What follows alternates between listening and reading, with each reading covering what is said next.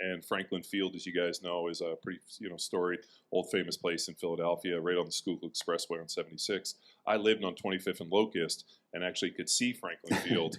And ironically, didn't know Jim, and I am so sad I can't go back in time and like show up and knock on the door and be like, "Hey, can I just train here? What's happening? I'm John. What's up, Jim Steele?" Like that was a missed opportunity, having lived in Philly, and so we got to connect after and did a podcast, which was epic, but you'll never hear it because Tex didn't record it.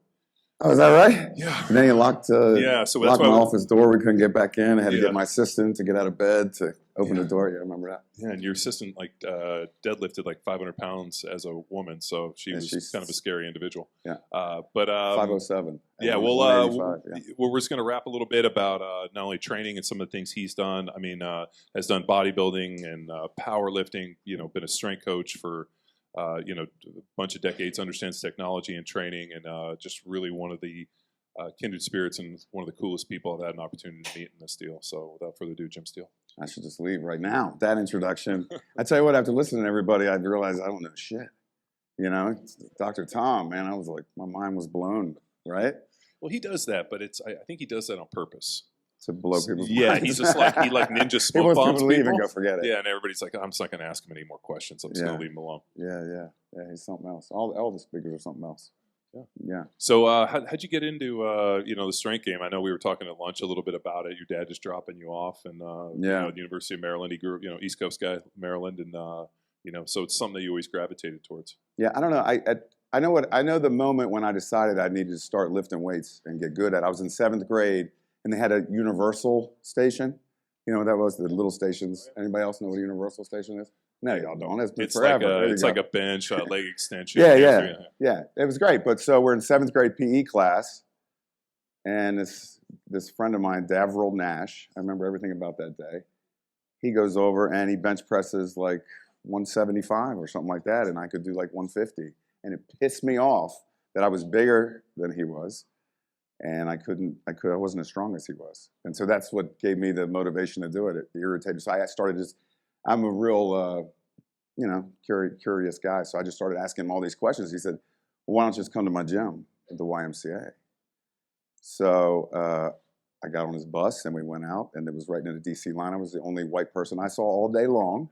But we got to but there's not anything wrong with that. But we get to the YMCA, and it's these older guys who just took these kids under their wings and taught them how to lift. Now, there wasn't any squats being done. It was all bench presses and curls. Well, as it should be. Yeah. And it's the best program. But man, I remember I left there and I had this feeling. I was like, what is that? And Dad was like, it's the pump, Jimmy. It's, like Arnold. Like, the Arnold. That's why it feels so good. So then I just started getting muscle magazines, Tom Platz, Mike Menser, all those guys. And then I did every single program I could because we didn't have the internet. All we had was magazines. And a telephone. That's right. But I would try, one set to failure. Then I would try, Arnold's routine. Then I would try, and I just kept getting smaller and smaller, right, until I figured out some stuff on my own, And then, so my dad was a professor at the University of Maryland, and I was always around the University of Maryland.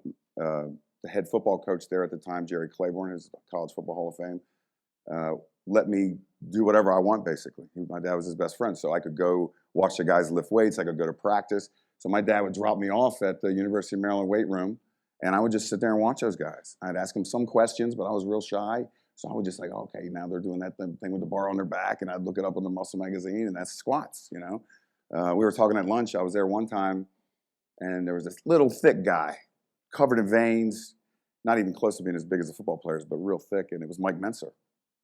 And he was in there training, and I remember he was like, excuse me, when we got to the water fountain. I was like, it's fucking Mike Menser, because I'd seen him in the magazines. But it was just Do you guys know who Mike Menser is? No. Okay. Oh, he was Mr. Universe and finished second in Olympia a couple times. Mike Menser? Yeah, Heavy duty? Yeah, he's the guy that really... See, that's the problem with the internet is that everything's just goes. The one set to failure. His whole deal was, every one set to failure, so everybody thought it was just one set. Right. You just load up the way you do one set. You didn't see the 3 hours where he was doing, 450 warm-up sets up to his one failure set. So he put out a book. It was Heavy Duty, right? Yeah. Or the training program, and Joe Weider. I mean, he was, Arnold. You always see him. He's the guy with the awesome, like mustache, like Bert Soren's dad, Pops, and with glasses. And he had a brother, and pretty famous dude. So. Yeah. So I started doing that, and then there was You know, Maryland was weird because there was pockets in the country where there were really strong people. There's part of Texas, there was Maryland, there was Pittsburgh. like Pennsylvania, Pittsburgh, Ohio, where yeah. Pacifico was and those guys. And Maryland just happened to have a bunch of really good gyms. And there was a Dynamo barbell, which was like the only weightlifting gym I'd ever knew of, like actually weightlifting, snatch, and clean and jerk. And upstairs was like a scuba diving place, and downstairs was a weight room. And my dad would drop me off there too. My dad was always dropping me off places. Maybe he didn't want to be around me. I don't know. But I would just sit there and watch, and then they'd come over and I'd say, how many reps are you doing? How many sets are you doing? And they'd tell me, and I started to formulate some philosophies. We never, even in high school, we didn't have a strength coach. It was the football coach who didn't know shit, you know? And so I ended up having to experiment, and guys would say, oh, can you coach me? You know, can you help me with that? You know, so I'd say, Sure. Okay, and I'd guinea pig the hell out of them, you know, and see what worked. But, you know, I was just always curious. I would call people on the phone. I still do that. I called, well, Hugh Cassidy was like the first powerlifting champion. He squatted, 800 in tennis shoes or something in some first meet.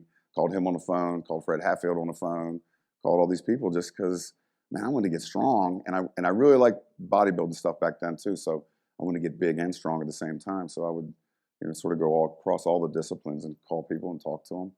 You know, and as shy as I would just be like, I'm going to do it. I'm going to call them. You know, what's the worst that can happen? You know what I mean? And most of them are just really nice guys. I mean, the strength game's always been a mentor game. I mean, yes.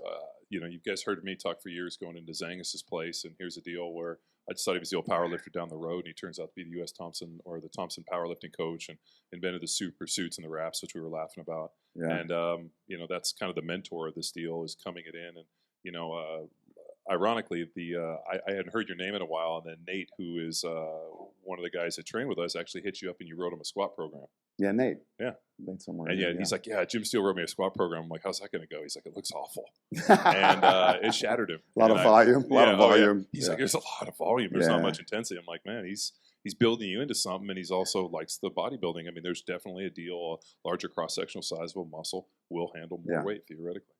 A lot of that is a Russian influence, the Russian squat program influence, which Hatfield had a lot to do with. Sure. We were talking at lunch on how Fred Hatfield, Dr. Squat, if you guys don't know who he is, if you want to know about strength training, if you want to know about compensatory acceleration, which John always talks about, if you want to just the science behind the whole thing, definitely look him up. He just passed away last year or something. But we actually had an interview. We went down to Houston and interviewed him, and had him on talk to me on the long road, and that was the last interview with him. He since passed away, so it was a sad day for us. He was a pioneer. Bill Starr, I was always reading his stuff. He had a book. Well, he's a Maryland guy, isn't he? Bill Starr? Yeah, Havre de Grace. Yeah, so. I don't know if you guys know Bill Starr? Good. You know, you got any Bill Starr? Oh, yeah, I got Bill Starr. So at Penn, the lacrosse coach at the time, Brian Volker, was an All-American lacrosse player. They called him Starman. Starman was his strength coach at Hopkins. So we're sitting there talking one day, and he's like, yeah, well, Coach Starr did that. You know Bill Starr? He's like, yeah, he was my coach, you know. And so he started telling me stories about him, and I said, how can I meet him? Let's go. How do I do this? And he goes, well, he has a phone, but he doesn't have a cell phone. His phone is connected to a fax because he writes for Iron Man magazine. He doesn't like people calling him anyway.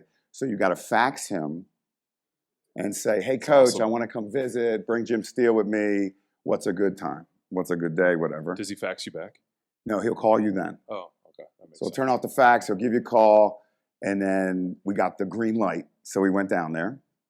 And you got to bring, it's a 12-pack of Miller, not Miller Lite. It's got to be Miller High Life. And like a T-shirt or two. And that's sort of the admission into his lair, right? So he was basically, by that time he was done coaching. And when he told me he never made more than $12,000 or $15,000 a year when he was coaching, you know. And these strength coaches these days making a lot of money, and his influence is still being felt. But anyway, so you go in his apartment, and it was this tiny little apartment in Havre de Grace, and not the greatest part of the world, the neighborhood. And you'd walk in there, and he'd have tons of paintings because he painted all the time. And he had all these yellow notebooks where he did his writing, and he had all these old centerfolds, like of Playboy girls from the 70s and 60s. You'd be taking a piss, and you look up, and there'd be Miss October from 1972, you know, yellowing. The paper would be yellowing, and I didn't ask him about it. I just looked at it, and looks nice. So then he'd go for a walk. He'd go for like a 45-minute walk every day. And so can I go for a walk with you, coach? He said, yeah. And so I just ask him questions. I would ask him everything. How many beers can you drink a day? How many beers should you drink a day? What do you eat for your diet? You know, all this stuff. Tell me about when it was like when he was at University of Maryland, at Hawaii, all this stuff, you know. And he was just a fountain of knowledge, man. And then I would start going down by myself. But I always had to go through the thing, you know, go through the facts. And he'd call me out of the blue and I'd come down with the Miller and we'd talk, you know. And I would ask him, you know, what about my career? What should I do? And he'd give me great advice. He just, at that point, he was just done, sort of, you know. He had lived a long, hard life, and he just wanted to sort of be left alone. But if you came and visited him and you showed true interest, he was going to talk to you. Yeah, he was a good influence. I brought one of my assistants. I said, okay, I'm going to bring one of my assistants down, Brett Crossland, who I learned tons. He was Olympic lift and collegiate champion. I learned tons from him. Ripito coached him. And I said, you want to go see Coach Starr? He said, oh, yeah, I want to see Coach Starr. He had a real Wichita Falls accent, you know. And so we go down there, and he's like, I said, hey, Coach, Brett doesn't like the high pull. You know, I was egging him on a little bit. I said, I know you love the high pull, you know, and, you know, you're pulling it without getting under it, and not the clean pull. You know, got bent arms, which, you know, leads to bad habits and stuff like that. But Starr was all about it. So Star Shrugs. That's what we call them. Is that what we call it? Yeah. Star Shrugs. Yeah, the explosive shrug, right? Yeah, no, I still program. Oh, you do? Okay. Oh, yeah, Star Shrugs. Yeah, they work. So he had weights in his bedroom, right? So he's like doing the high pull with him, and Brett's like, I don't know, Coach. I don't think that works, whatever. So they get into, so he goes, what about presses, Coach? Tell me how you do the press. So he started doing the presses, and he's like, Coach, I'm going to hit the ceiling. He's like, he got real fired up. I could see why he was such a great coach. He was really coaching Brett. He's like, I don't give a shit. Press that motherfucker. And he pushed it, and it went right through the ceiling. The bumper plates hit the ceiling, right? And he's like, I don't care. Good press.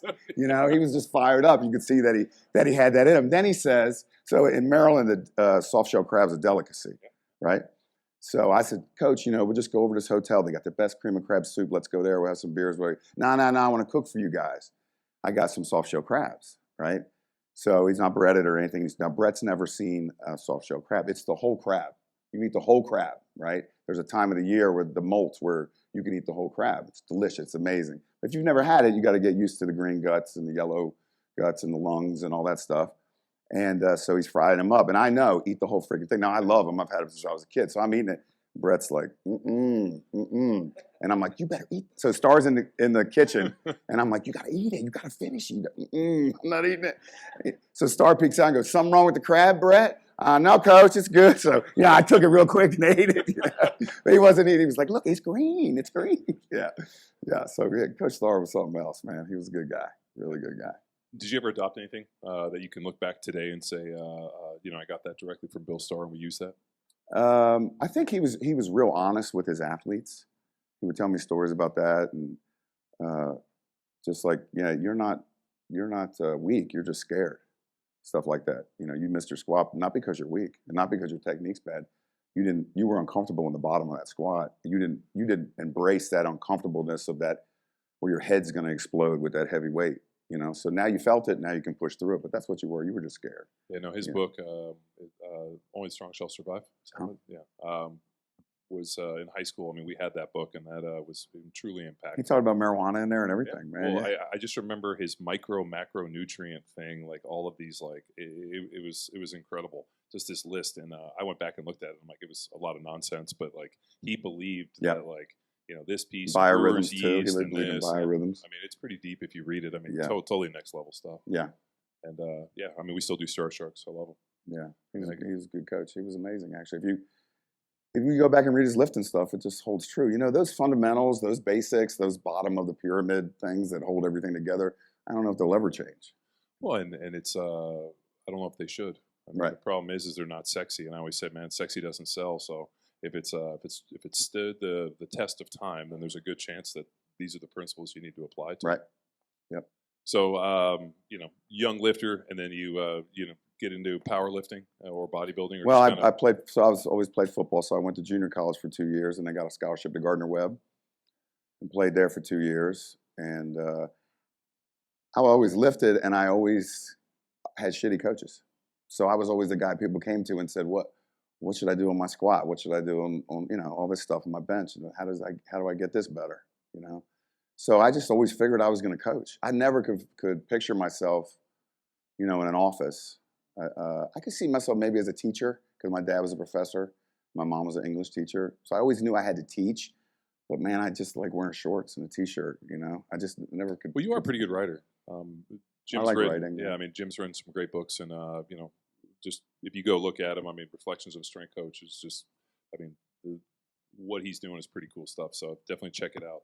So you get into lifting, and I always think it's funny that you actually got into bodybuilding, and more importantly, when I got to see the pictures, I still laugh. What do you mean? The way I look? What do you mean? No, it was just like the little purple little Speedo. They were red. They were red. Yeah. Well, the picture was a little, maybe the bright lights, but seeing that on, I mean, just the paint. I always like thinking, I'm like, Jim, like, how did you get up there with like in your underwear, get it all painted? You don't even think about it. Just roll. You don't even think about it. It was bodybuilding's weird because the activity's already done when you get on stage. You know what I mean? There's no competition. There's no like ball. There's no chasing anything. Yeah, but isn't that the weird part? That is the weird part. Yeah. The training and the suffering is what I like. I like the fact that. So anyway, you want to talk about that now? Sure. Whatever. Okay. So the bodybuilding, I did one in high school. I was pissed off that I didn't get a scholarship out of football in high school, and so I decided I was going to go from 218 to 169 in like 3.5 months. So I did. I didn't know what to eat. I just knew I shouldn't eat much. So I used to eat frozen blueberries with skim milk in them and NutraSweet. I just liked it. Sure.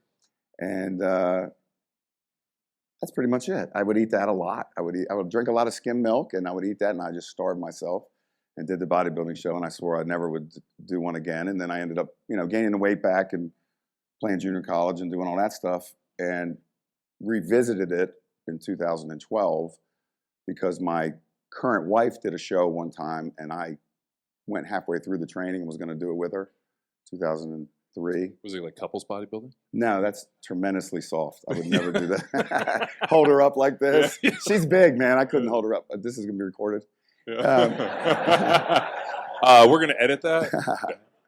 But she finished it out. And I was out walking the dog one day, and I was like, this is so stupid. I'm doing this. I've spent all my life trying to be strong, and now I'm going to do a bodybuilding show. And so I went into this convenience store and just bought a bunch of Cheetos and started eating them. But I got pissed off at myself from 2000, I think it was 2002 or 3 till 2012. I regretted it. So I was like, I'm getting rid of that. I'm not going to regret that anymore. And I found a show in Florida, and I had 9 weeks. And I went from like 250 to 212. In 9 weeks, and did the show. So I got rid of that regret. I got rid of that, and I was freaking irritable. I used to say to my staff, if anybody comes to visit me, you're going to talk to them, and I'm going to go sit outside, and then when they leave, come get me. And there's steps that go down my office, and I'd be like, yeah, I'm not walking down those steps. I'm saving my energy to train. I was starving, but I made it. And I did it again a couple years later. But then you also competed in powerlifting. So powerlifting was after football. Right, I was coaching down at. So Kirk Kowalski and I grew up together, not always knowing each other, but sort of familiar with each other. And then we got to be friends when I was coaching at Charleston Southern. And I had him come down and give a seminar, and we hung out and all that. And I had just started powerlifting, so I said, "Oh man, I never squatted." Well, at that point, I hadn't even squatted 600. So I said, "I'm going to squat 600." So I did 600. And then I said, "Oh man, I really want to squat 700." And everybody's like, "It doesn't count if you don't do it in a meet." So I did it in a meet. I just squat only. I just went in and squatted. And then I saw Kirk do 800 for 5 with just a belt on. And I was like, what a pussy I am. So. You were talking about Captain Kirk Kowalski. Yeah, Kirk Kowalski, I think he still has the record in 275s. He squatted 1,003. Yeah, there's some pretty epic videos of him. Yeah, talk about intensity. With like Marty Gallagher. And, yeah.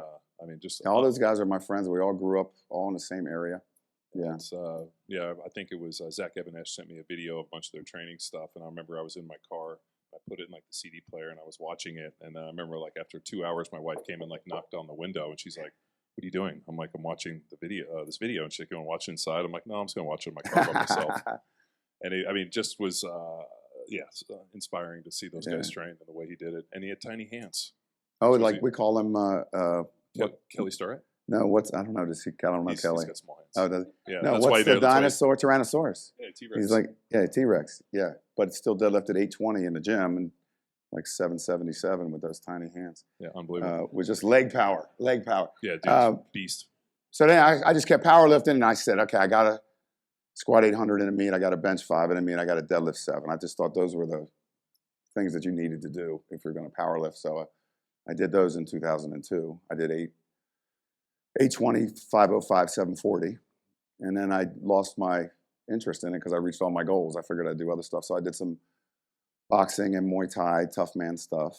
I had a boxing trainer at the time, The Wiz. He since passed away, but he was great. He was a Marine, a pimp, a leg breaker. There's a lot of character in Philadelphia, right? You know that, right? So The Wiz, right? Where was the gym? Arch, something in Arch. It was Arch, like Yeah. Arch Street. Yeah. And he'd do mitts and all that. And his thing was he'd always say, "How you feel? How you feel?" He'd always say that. So he's cornering me in this tough man fight, and a guy broke my nose, man, and the blood was just covering me. And so he said, and he never gave me any advice. I don't know why he was there. You know, I mean, he was good with the mitts, but he never like said anything. So I'm like, I feel like shit. I came to him, he goes, "How you feel between rounds?" I was like, "I feel like shit. Tell me what to do." And he goes, "Duck." I swear to God. He goes, "Duck." I was like, "Thanks, man." I go back out That's there. probably some of the best life advice I've ever heard. That's true. If you What get should I punched do? in the face, duck. And he had the spoon that was dipped in the ice. I know. And I was like, "What are you going to do with that, man?" That's how you He's close like, up. old school. That's how you close up cuts. Yeah. Yeah, and swelling. Yeah, cold quarters was the other one. Yeah, the edge with the cold quarters. Yeah, so that was some good stuff. And I did a official Muay Thai fight too, and that's different than anything you'll ever do, man. No, I didn't wrestle. I never did individual stuff. So, you know, you're in there in the ring all by yourself. That anybody who goes in that ring, man, I respect 1,000,000%.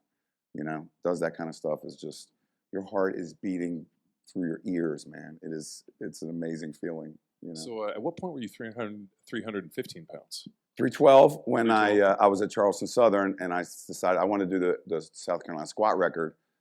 I was like 240, and I just figured the easiest way to get there was to gain a bunch of weight. So in 3 months I was 280. In about 7 months I was 300. And how tall are you? I mean, I swear I used to be 5'11". I'm like 5'9", 5'8". I swear to God, I was going to ask where my man who was doing the physical therapy stuff, because I had back surgery. I wonder if it just made me a lot shorter. I think I just had an inflated view of myself all these years that I was a lot taller. Well, you were going with like the high school program, which is funny because I was 6'1" in Luke's high school program. Yeah. He's 6'1". See? I think Tex is 5'11" in his. 5'10"? Okay. So then you get up, and then the irony is, so do you get the squat record? No, I missed 804, and then the funny thing is when I did my 820, I was only 268. I was so much smarter with my training. I knew what to eat. So when I was 312, I had a big cooler, and I would have like 8 tuna fish sandwiches in there a day with, you know, a can on each one. And, oh, man. And then you take, it was mustard and hot sauce is the only way I could choke that stuff down. Oh, I put mayonnaise on those things, man. I'm not a mayonnaise guy. Yeah. I'm not a mayonnaise guy. Yeah. And I remember driving down, and that's what I brought to school every day. And then my wife at the time, she would make me a big thing of chicken breast and rice with chicken soup in it or whatever, and I'd eat that every night. It's really not that fun. It's not that fun. But at 268, I got my nutrition down. I was a lot smarter. My training was better. You know, I was just a better lifter. And that was when you hit the anabolic diet? Yeah, no. Oh, so then I went from 312 to 198. So I've lost and gained a lot of. I lost and gained 100 people. So yeah, so as we've been talking about these things, he'll ask me, be like, "Oh, you know, the anabolic diet. I went from 312 to 198," and I was like, "What?" Yeah. So I got done eating the tuna fish sandwiches, and I was like, "Man, I want to do something else."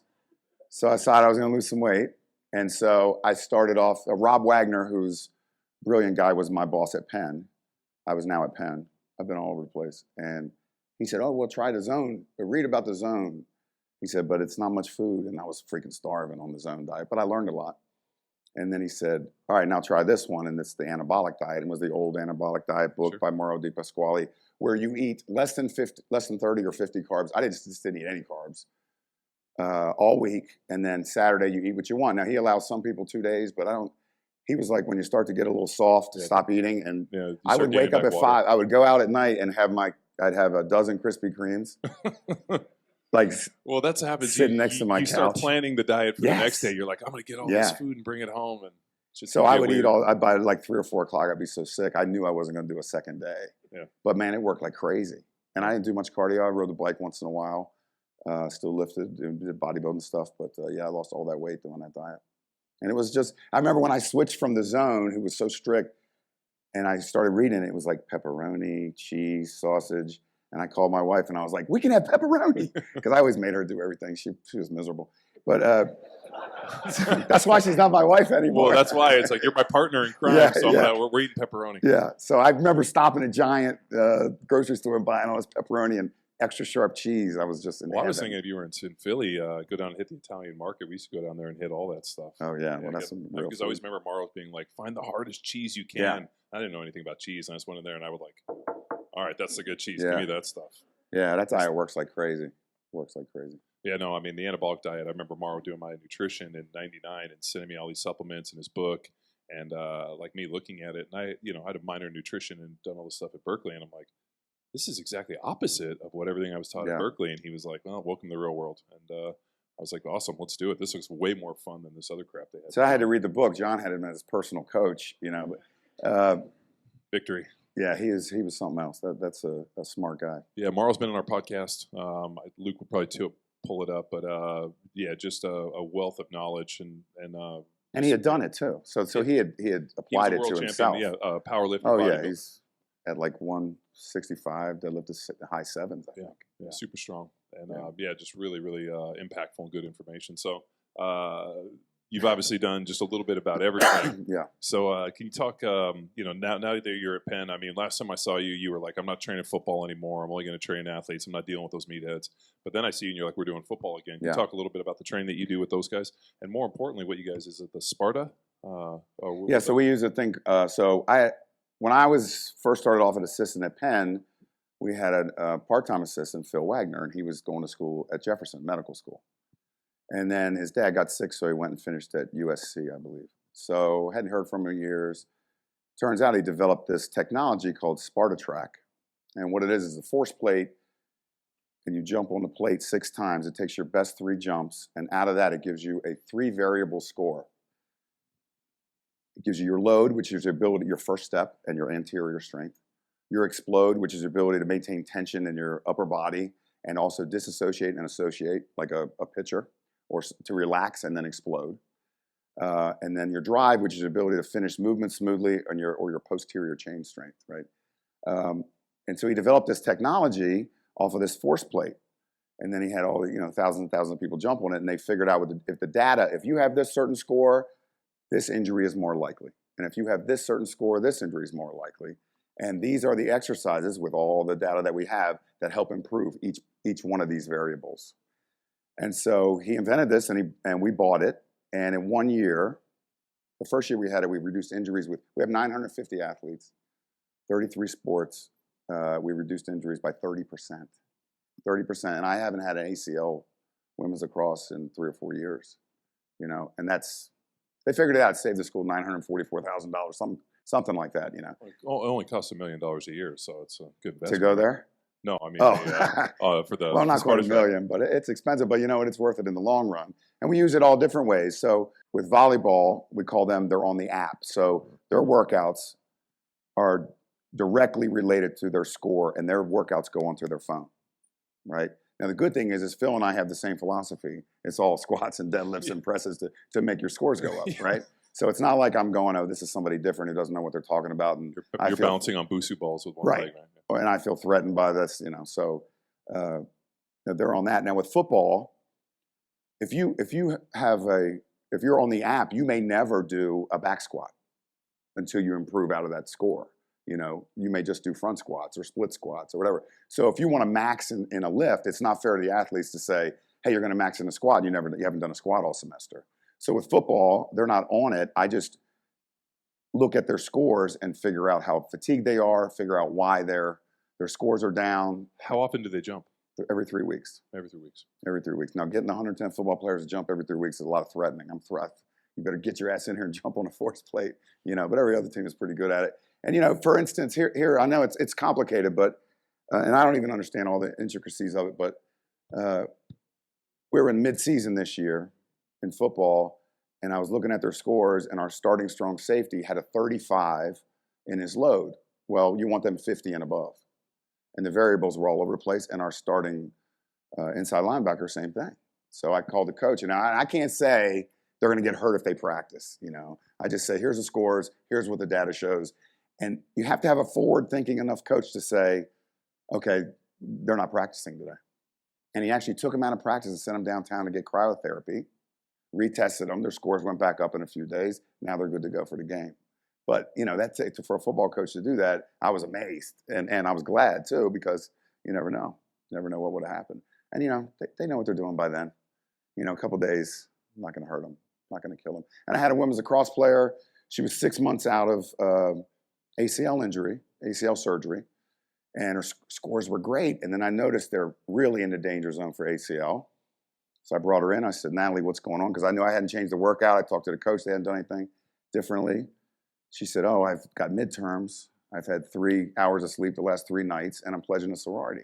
So it what it really does? It opens up a line of communication with the athlete that I never had before.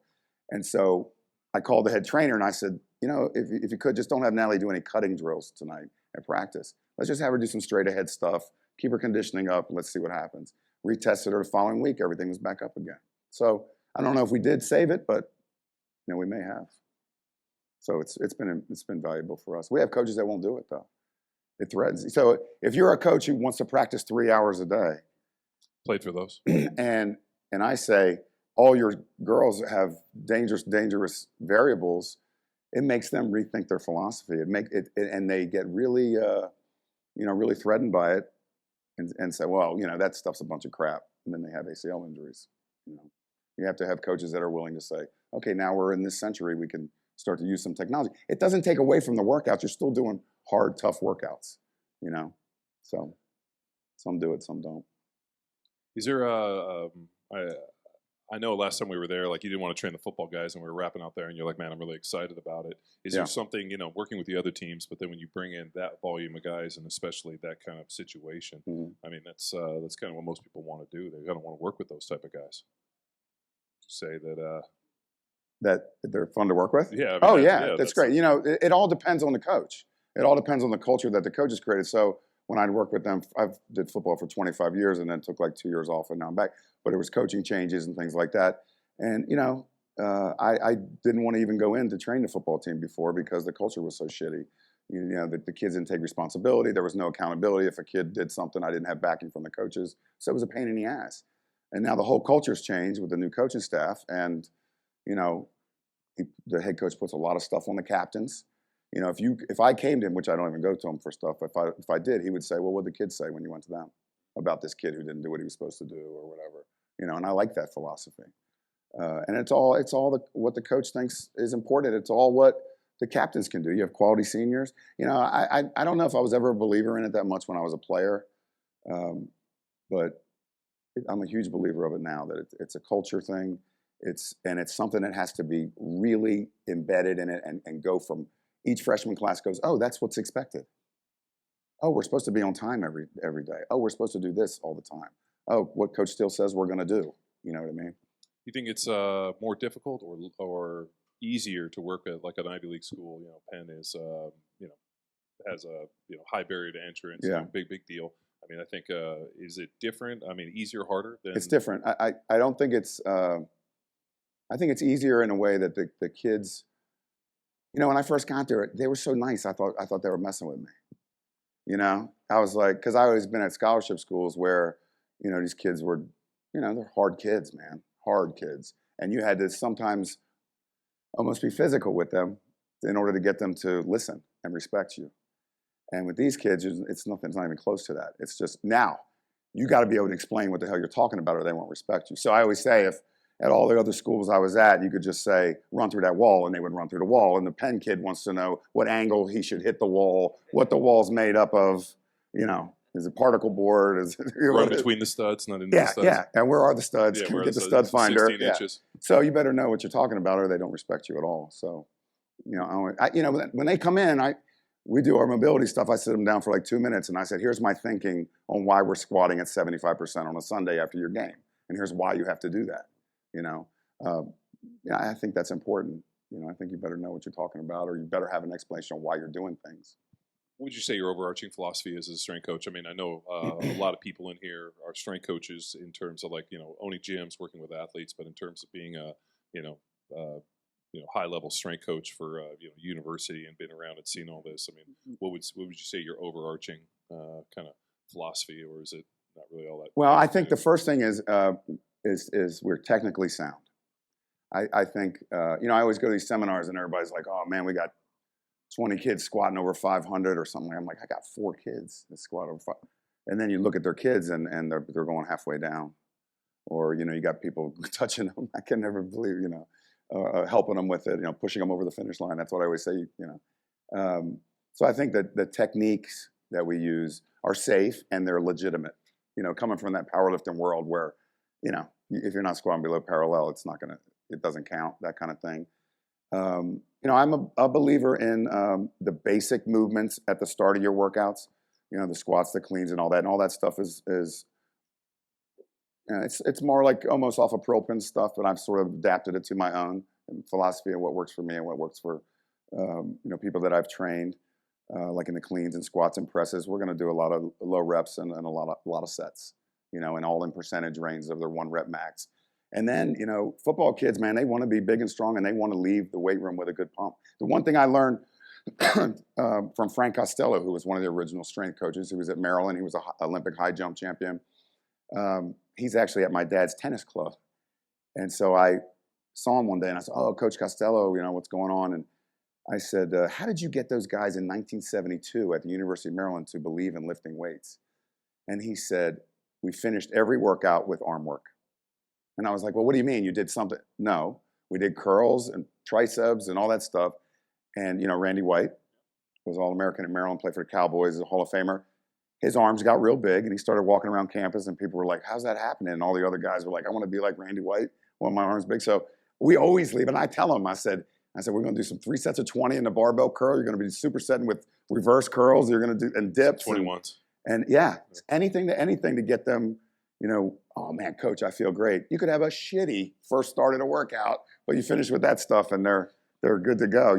There's so much stuff that's mental. It's not even funny. It's 90% sometimes the mental stuff. We did a 1 set of 20 squat workout the other day at 60%. So they're just off the season, like 3 weeks out. And they're really in pretty good shape and really strong and their attitudes are really good. So I was like, we're going to do a good challenge. They love that kind of stuff. So we did 1 set of 20 and I had a kid he's the one kid who I got to watch all the time because he won't do all this stuff, the wide receiver, of course, right? The prima donnas. But he's a good kid.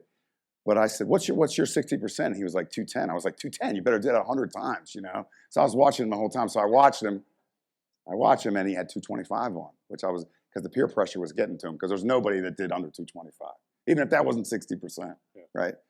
So he gets to 25 reps. His legs are shaking and all his boys are around and he goes to put it back and they're like, you got more. And so he goes and walks back out and does 5 more, right? Mental. It's all mental. And I was so happy I actually hugged him. It's the hardest he's ever worked in his life, But I mean, I knew that was his watershed moment right there. So now we just got to keep it up, But when you've had hard workouts and the kids talk about it forever. Oh, you remember that time we ran stadiums with carrying each other, that kind of stuff. It becomes a point of pride with the kids after a while. And all the teams are like that. Lacrosse is like that, volleyball, they're all like that. They dread the tough workouts, but then when you give it to them, oh man, you remember that? Or they like looking back on it. I don't know, did I talk about my philosophy? I don't know. I mean, I thought you still were talking about philosophy. So I just got wrapped up in the story, but anytime there's somebody training or anything, I get excited. I'm like, oh, that sounds great. We should go do that immediately. Yeah, it gets me real excited. And you try to, I think that's infectious because I don't hire anybody who can't. So all my staff has to compete in something. So I got one who's the girl who deadlifted 507. Now her hips are all tore up. They call me the Terminator, but you're going to get a world record. You're going to get a national record, but you're just going to be hurt forever after that. So now she's, but you got to break some eggs. That's it. So she does jujitsu now, right? Another kid does strongman. Another kid does powerlifting. Another female assistant coach does Muay Thai.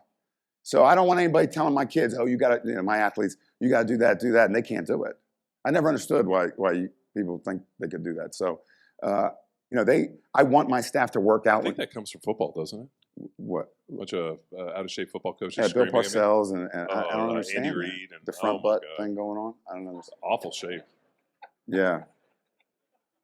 You got to wait. You guys need to go out here and work hard. Hold on. Let me get this sandwich out of my face. So I think that's sort of infectious when they see my assistant. I had the one girl assistant, Tracy, did 325 for 15 in her squat. Yeah, no, she's a beast, dude. When you told me, you were showing me her number, I was like, oh, God. Yeah, that's on YouTube. That's Tracy Zimmer, yeah. Tex all of a sudden shrunk into the wall. He's afraid she was going to, pick him up and put him in her pocket. So I want them to be able to... Get in here, Tex. I want them to be able to do it. If you're going to say it, do it. Get down there with the kids. Would you say your best quality as a coach is honesty? I think I'm honest, but I think I have the ability to get people to see that they can do things that they don't think they can do. Yeah, so you're almost believing in them more. I mean, we were talking yesterday about guys wanting it more than their clients. Oh man, I say that all the time. But I mean, I can't want it more than you. Or I'll try it. Get out. If you're done, you're done. If you don't want to do it, just don't do it. But the trying shit's not going to happen. It's not going to happen. Get under there, get fired up. And a lot of stuff is, like we talked about, that uncomfortableness is these kids have never felt that uncomfortable. There's nobody that's going to squat 5, 6, 700 pounds and not embrace that feeling in the bottom of a squat and not know how that feels and go, okay, it feels like my ears are going to bleed. That's what I'm looking for. And a lot of times you'll see a kid, first time he ever maxes, and he's like, throws a bar off his back. And I'm like, what's wrong? It was uncomfortable. What's wrong? It felt like your head was going to explode. That's right. It's going to feel like that, and you can't get strong without it. I remember I was in high school, and the first time I squatted 400 pounds, I broke all the blood vessels in my eyes. So cool. And I remember I came home, and my mom started. And you get it in your cheeks. It was all all the blood vessels in my eyes, and my mom came home and did you get in a fight? And I was like, no, with this barbell, kicked my ass. And I just remember we took pictures, and I can still see. My mom has a picture of all my eyes are all bloodshot red. You should frame it. She has it framed. Yeah. And she, I think now she tells me were you drunk? I'm like, no, I wasn't drunk. Barbell. Yeah. But I mean, it's you can talk about the science of it. You can talk about sets and reps, but at the end of the day, the experiences and really the lessons I learned under the barbell when it was heavy have really just kind of helped me for life. I mean, the ability to stand up when you can't. And it's keep pulling, don't quit. Keep pulling, don't quit. I remember, I think I was in the gym one time. It was at Charleston Southern. I used to have a group of kids that would come in and lift with me before the rest of the team would lift. We lifted 5:30, and everybody else would lift at 6:30. And I remember I think I was trying to double 700 for the first time, and the second rep was just I didn't know, And I remember he was just a kid. He's 19 years old. He kept saying, "Don't quit, don't quit, don't quit, don't quit." And I don't know. I've always thought about that ever since, and I say that to the kids all the time. And I got the second rep, and I was like, man, if he didn't say that, I don't know what would have happened. But him just yelling that in my ear, "Don't quit, don't you ever quit, don't quit, don't quit," really helped me out. Simple things like that, really make a difference. I think, just simple things, simple something that appeals to each kid. I think as a coach, you better. I have an expression. I train retrievers. I have a black lab, and I've always trained hunting retrievers. And my buddy he does it for a living, trains hunting retrievers, and I'm really into waterfowl hunting and stuff with my dogs. And we have they sort of like the Bill Starr of dog training from years ago always had an expression. It's never the dog's fault. You're doing something in your teaching that's not getting to the dog. You're not explaining things well enough. You're not showing that dog. And I sort of feel like that with our kids, with the athletes. If I have an athlete who's not getting it, but they have the drive to do it, and I sort of say, man, there's a way to reach that kid that I'm not finding out. I think you have to be introspective like that and say, man, I don't know, I'm just not doing a good job with that kid. I have to figure out what really. And then you sit down with the kid and say, what's going on, or find out about what they've done athletically and what they've done great, and sometimes it's just a little attention that they need, and some kids don't want any. You got to figure out the kids. So being able to go and assess each person and then apply the program and see how it kind of plays out. I think my mom was an English teacher, in a really bad part of Prince George's County, and she's a little 4'11" lady, and she would say, you can't be nice and then go try to be strict, but you have to start off strict, and then you can always be nice. So the first couple weeks, they're like, oh man, the freshmen are like a little scared of me and all that stuff, and then I can soften up afterwards, but I think they have to get that, this is what I'm expecting of you, and that's it, for a little while. And then you never lower those expectations, but they have to know that that's always in you to freak out, and then it means a lot if you do, if you sort of, I don't yell at all unless, I would say maybe once every few weeks I may lose my shit. Not at all. And it's never on, it's always on something little, like lack of effort or not using the right percentages because you say you're sore, or, I'm telling you, you can do this, and, you're going to be sore. You're going to be sore for the rest of your career. You're going to be sore every day. You're a football player. You're always going to be sore. So where are they at in their training right now for the football guys? I mean, obviously winter conditioning. I mean, those guys are getting ready to go home for the winter. So they'll go home. They'll get I just finished the lifting part of it, and then I got to do the running part of it. They're not going to do tons of running. They'll do some speed work. They don't have a game till, September. So. Well, yeah, you got to get them in shape tomorrow, right? Get them a little faster. And then they'll come back, and we'll lift 4 days a week, and we run as a team 6:30 in the morning, Tuesdays and Thursdays. And I'll do some speed work, some agility. I'm a big believer in a lot of repetitions. I hate the cones. You put the cones out. Everybody stands in a line, and you get 3 reps, and that's a workout. No, we're going to do really short sprints, and everybody's going at once. We're using the whole field, and you're never standing around. Besides the fact I have an attention span of a gnat, they can, they know that they're really going to get a quality workout. And after an hour, it's over no matter what. I don't give a shit. You're done after an hour, and that's warm up and cool down and all that stuff. Just bust your ass. I'm telling you, you got 30 minutes. Can you work hard for 30 minutes or not? That's all you got. You got 30 minutes, then we're going to lift, then you got the rest of the day. So bust your ass for 30 minutes. Most people can do that. We do a lot of kickboxing stuff, which is a lot of mental. I have a room with 18 heavy bags in it, Thai bags, and they're on an air compression system, and I bring them out on this railing. It's really cool. With a separate sound system in there and everything. And we teach every team from fencing. You should see them fight. You should see them hit the pads. And a women's squash. A lot of slapping. But they all learn it, and they all like to. This is being recorded, and they all like to learn it.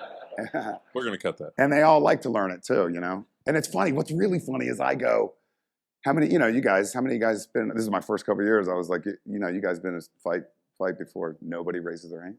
Nobody's been in a street fight. Nobody's been in a fight. It's really funny. I'm like, well, this is what would happen, I've heard. I saw on TV once, so there was a street fight on YouTube. But so anyway, we teach that, and that's a big part of our off-season conditioning, especially the offensive and defensive linemen.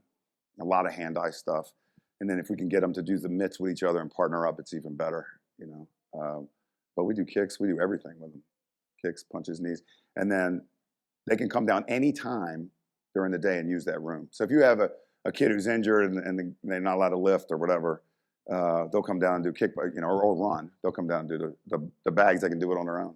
We don't even have to be, instructing them once they learn how to do it. So it's a big part of our program. Did you box when you played? Yeah, but I boxed on the Cal boxing team and trained with them. Oh, no shit. And then, we always did that. Yeah. I mean, it was. And you thought it helped you as a player? Yeah, I mean, the MO on me was always hand speed. I mean, I learned that from the time I was little, that if I could hit people before they hit me, I usually did pretty well. Yeah. And then the ability to judge distance, first meaningful touch. Being able to hardest conditioning in the history. 3 minutes, and you're like, oh, how hard 3 minutes will go. Yeah. But no, I always think for me that was by far, and then also not being nervous in a stressful confrontation. Uh-huh. Like teaches you how to be calm, and even if your heart's racing, how to be able to assess, be able to take in information. So, and also realize that you never want to fight a boxer. I don't care about MMA. Like seeing a real, like even an amateur boxer fight against somebody that doesn't know how to fight is awful. The hands are coming so fast you can't even see them. Yeah, I love that stuff. Yeah. When you see somebody, it's like when used to have a Rottweiler. That explosiveness that a boxer has, or that hand speed. We were in the vet one time. She was mean, man. She was meanest Rottweiler ever. We used to have to bring her in the back door, put the muzzle on her and stuff. She would listen to me, but in that situation, she was just nuts in the vet. And I remember he was giving her a shot in her rear end, and she turned around to bite him. she had the muzzle on, but it was so explosive. I was like, whoa, like that. And I was like, oh, sorry, because he fell on the ground. I was like, oh, sorry, she's not going to bite, she has a muzzle. But I was like, that is so badass explosive. I couldn't believe how fast that was. It was so explosive. So same kind of stuff. Yeah, same kind of stuff. It's like, I'm fortunate to go down a couple times a year and work with the SEALs in Virginia Beach. And they have a full-time Muay Thai guy that's there. And so I was lucky enough every morning to go with a couple of the guys and do the fight training with him. And he just has that hips. You're just like, he's demonstrating harder than I can punch and harder than I can kick. It's that hip snap that just makes somebody great. You're just like, whoa, it's just so explosive. That's been a great thing for me to be around those guys and to see what they do and all that. It's just amazing. I got a great story about being down there. So the dog training stuff, I was there second time I was down there. So each of those squadrons has a dog and a dog trainer who's a SEAL, and they go everywhere with them. The dog parachutes, the dog rappels. It's the coolest stuff ever. So we're sitting there at the lunch table, and it's me, Kirk Kowalski, Marty Gallagher. We all go down as a group and train these guys for a week, just on the squat bench, deadlift, clean. They just want to be strong, That's why I laugh when I do all that Navy SEAL workouts with the sit-ups and all that. They're like, that's Bud's training. Yeah, Bud's training, right. So now they just want to be strong. Because the one guy was like, how can a 40-pound kettlebell help me put my partner that's 220 pounds on my shoulder when he gets wounded, you know what I mean? But I know a squat and a deadlift will, that kind of stuff. So anyway, we're sitting there at the table. We're giving him all kind of scenarios. Like if you're not there and he escapes and there's somebody running, what's going to happen? All this stuff. And he's like, well, if you run, you're dead. If you stand still, you got a shot, right? So I was like, so when I see those dogs, if I was watching them doing a drill, would they go for the arm or the leg like I see on TV? And he started laughing. His name is Ben. He started laughing. I said, why are you laughing? And why are you laughing? And he's like, because our dogs don't go for extremities. He said, when you see an animal in the wild, let's say you see a wolf or whatever going after a bear or whatever, they're going for the arm, they're going for the leg, and all their weight is on their haunches. All their weight is on the back half of their body. And I said, why is that? And he said, because if shit goes bad, they're looking for a way out. And he said, our dogs commit to the fight. And I said, what do you mean? He goes, right for the fucking rib cage, and you got to kill them to get them off of you. And man, I was just like a puddle of chills. Commit to the fight. So I was like, man, that's an analogy for everything in life. Are you looking for a way out when shit goes bad? I do this with the athletic teams. Are you all the way in? Are you committed to the fight? Or are you just saying, okay, well, I'm going to try sort of hard, but then, I don't have the intensity or the stick-to-itiveness to go through the whole thing and commit all the way in, and go right for the rib cage. So actually the football team's got shirts that say commit to the fight after I told them that story. So, I think, we talk about philosophies that people have. No question that's one of my philosophies, I can't do anything that's half-ass. I just can't. I'll just say, it's all right, You want to play basketball? No, it's all right. I don't want to play noontime basketball. Or, it's got to be all out or nothing. I have to practice for weeks to do it. You know what I mean? Or just go all the way in or nothing at all, All right. Any questions? Right. There we go. So you have this data for individual athletes in the team. How do you consume and use that? And do you notice trends for team or individual players? And then how do you adjust? Like, have you ever come across an instance where like you had your team was doing much worse than you expected on these drills? And it's because of their bad scores? Well, no, what I'm saying is like you get all this data and it's, you have a ton of players to consume it for. Right. So what I'm curious about is how do you go through all that and notice anything other than just kind of like abnormalities in one player? Like, oh, dude, that person's score is low. Do you look at the team as a whole also, or how do you make use of that? You could definitely see trends in a team. And what's interesting is that I can look at a variable of a football player and say, oh, that's an offensive lineman. Because their load is going to be higher because they're going straight ahead and driving, a lot, So you can tell by position. What we do is you're responsible for each team that you have. Now I have help with football. Everybody helps with football. And my assistant helps me look at all the scans. But everybody's in charge of their own teams to look at their scans and look at their variables and then make a determination if they're overtrained. The big thing is like I talked about before, is we sit down with the athletes or even the teams. And so, and I always had coaches that were just like, just do it and never tell you why. And so we sit down with them and say, here's why we think your scores are lower. Here's why you're, not recovering. Here's, we talk to them all the time about that stuff. Sure.